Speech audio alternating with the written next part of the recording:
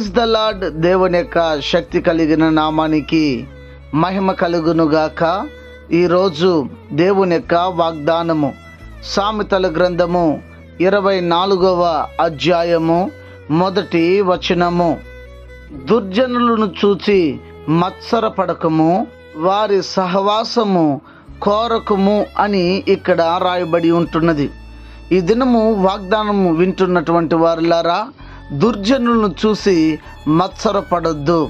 ఎందుకంటే చాలామంది దుర్జనులు చూసి వారిలాగా ఉండాలి, వీరిలాగా ఉండాలి, వారిలాగా మరి స్టైల్గా ఉండాలి, వీరిలాగా అందంగా రెడీ అవ్వాలి, వారిలాగా ధరించుకోవాలి, వీరిలాగా ఉండాలని చెప్పి దుర్జనులు చూసి నిన్ను మత్సరపడొద్దు. వారిలాగా ఉండాలి, అయ్యో వాళ్ళకు ఉంది అని చెప్పి నువ్వు ఎంత మాత్రం కూడా మత్సరపడొద్దు.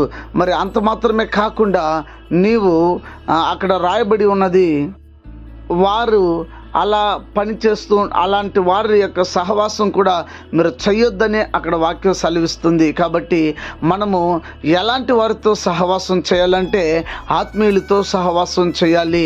మనం ఎవరితో సహవాసం చేయాలంటే అట్టి వారితో సాంగత్యం చేయకూడదని వాక్యం సెలవిస్తున్నది. కనుక మన సహవాసం చేయాల్సింది ఆత్మీయులతో. గమనించి లోకంలో పడి లోక సంబంధమైనటువంటి కార్యాలను చేయొచ్చు. మరి మనం ఉండకుండా ఆత్మీయులతో సహవాసం చేద్దాం. అది ఆశీర్వాదములను మనం పోగొట్టుకోకుండా ఆత్మీయులతో సహవాసం చేసి అనేక ఆశీర్వాదములను మేలుని మనం పొందుకుందాం. కనుక మీరు గమనించి దేవుని దగ్గర ఆత్మీయులతో సహవాసం ఉండే కృప నాకు దయచేయండి ప్రభు అని చెప్పి మీరు గట్టిగా ప్రార్థన చేయండి. లోకంతో చేరితే మనకి లోకం ఇచ్చేది ఏంటంటే మరి నింద, అవమానము, నిత్య నరకమే ఇస్తుంది. కనుక గమనించి దేవునితో సహవాసం చేయండి, దేవుని పిల్లలతో సహవాసం చేయండి. మీకు ఇచ్చేది పరిశుద్ధత, ఆత్మీయత, నిత్య జీవం. కనుక ఏది కావాలో నిర్ణయించుకొని దేవుని సమ్ముఖంలో మీరే ప్రార్థన చేస్తారా? ప్రార్థన. పరిశుద్ధుడా, ప్రేమ స్వరూపి, శ్రేష్టమగు నామమునికై స్తోత్రం. ఈ ఉదయకాల సమయం ముందు ప్రత్యేకించి ప్రార్థన చేయుచున్నాం. మీరు మాతో హెచ్చరిక చేశారు. మీరు చేసిన హెచ్చరికను బట్టి స్తోత్రం. కృప చూపించండి.